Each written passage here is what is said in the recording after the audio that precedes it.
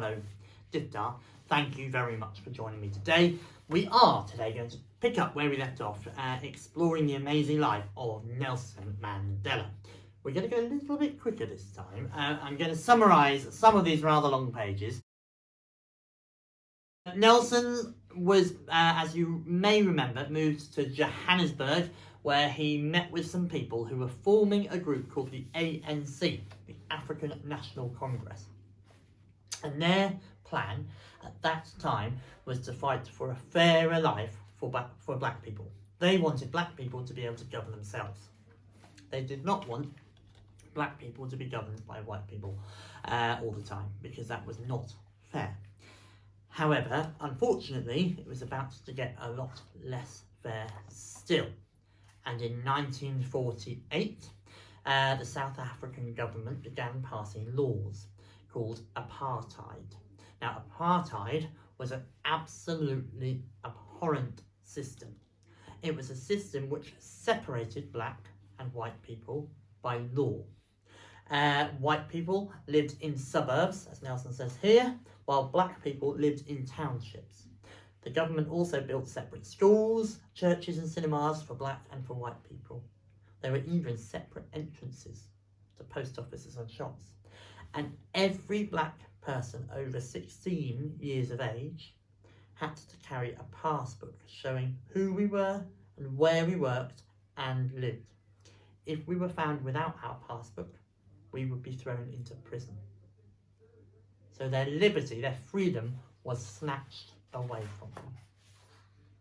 Apartheid was a cruel system. It classified every person in South Africa according to race. For example, as black, coloured or white, and controlled the lives of those people who were not white. It made me and my ANC comrades angry. In 1952, we led a protest called the Defiance Campaign, calling on black people to ignore the whites-only entrances in post offices, shops and trains.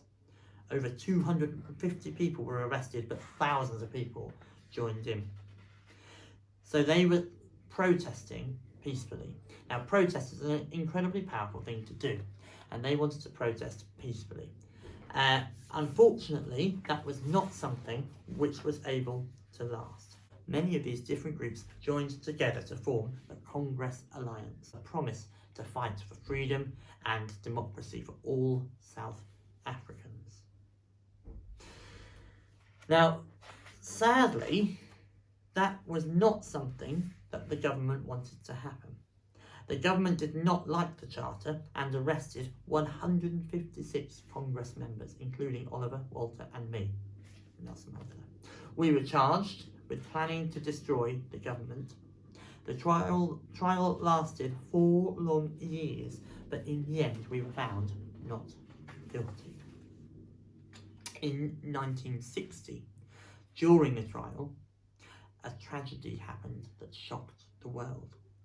Now, this is one of those things I'm not going to go into too much detail, but very sadly, a peaceful protest was taking place about carrying passbooks. People didn't want to carry their passbooks, they felt it was unfair. But very sadly, many people were hurt and some people were killed in those peaceful protests. Now, we know that fighting and wars is never ever a good thing. However, the ANC and Nelson Mandela at that time felt that they had no other option. And for many months he was in hiding and had this false name, and nobody knew where Nelson Mandela was. But then, one day in August, and this is Nelson Mandela, I was stopped in my car and arrested. I was sentenced to 5 years in prison for leaving the country illegally and for inciting workers to strike. Later, the police arrested a group of my comrades, including my old friend Walter Sisulu. Just 9 months into my 5-year sentence, I was told I would stand trial again. We were all charged with planning to overthrow the government. If we were found guilty, we could be sentenced to death. The trial began in October 1963, and in April 1964, I spoke in defence of us all.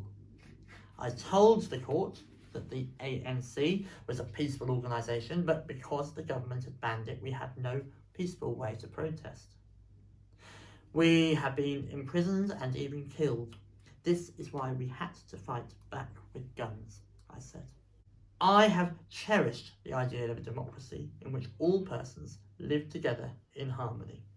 It is an ideal for which I am prepared to lose my life.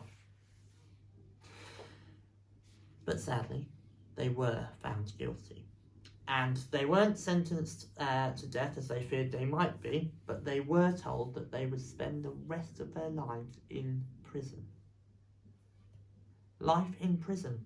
Would I ever see my wife, mother and children again? We were taken to Robben Island, a prison off the coast of Cape Town. All except our comrade Dennis Goldberg. Of the 8 of us, he was the only white person and had to serve his sentence in a different prison. On Robben Island, my cell was so tiny that when I lay down on my sleeping mat, my feet and hands could touch opposite walls. I was given some thin blankets and a bucket for a toilet. This cell was to be my home. I tried to stay hopeful, but it wasn't easy.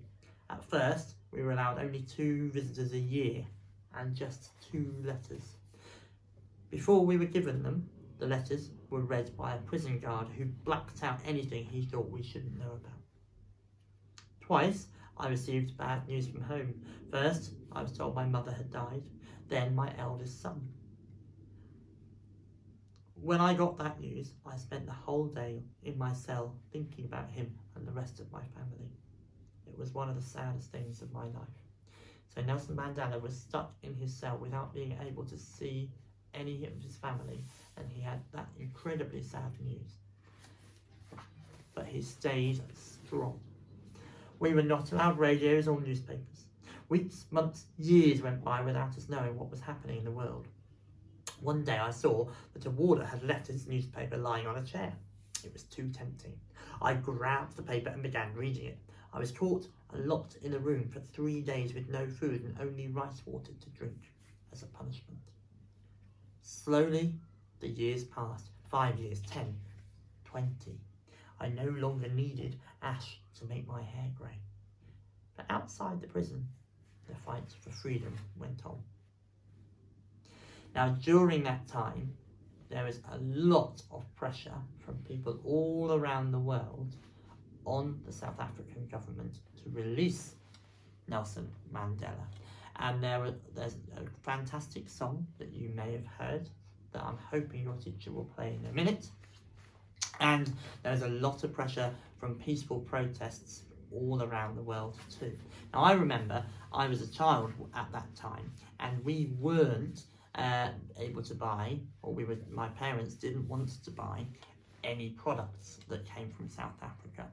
So people refused to buy things that came from South Africa as a way of protesting against the government's decisions. And it was a huge amount of pressure from all around the world. In 1988, I was moved again to a prison called Victor Verster, but instead of a cell, I was given a cottage with a bedroom, a kitchen and a swimming pool. In December 1989, I met with President de Klerk and we talked about a new South Africa. Things began to move very quickly. On 2nd of February 1990, 2 months after meeting de Klerk, the President de Klerk stunned the world by announcing that I was to be released, along with all other political prisoners. He said it was time to talk about a new country. On the 11th of February 1990, I walked out of prison. 27 years of my life had passed since I was first taken to Robben Island, but the long walk to freedom was almost over.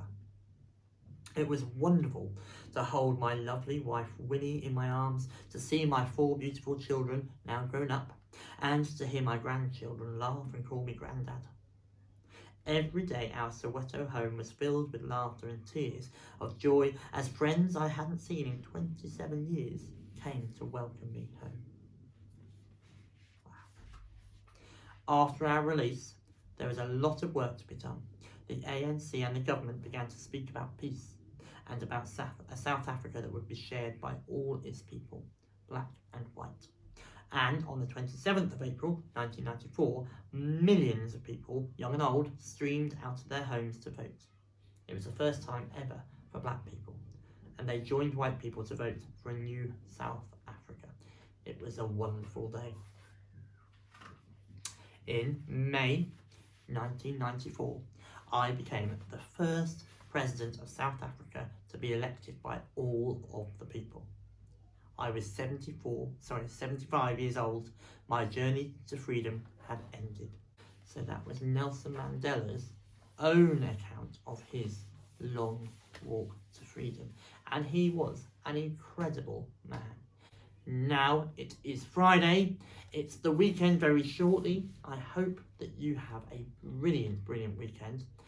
We're coming up to 3 weeks now from Monday until Christmas, so it's not too long away, and I think we will find that the school is getting rather Christmassy too. So I look forward to seeing you all next week. Thank you very much. Bye-bye.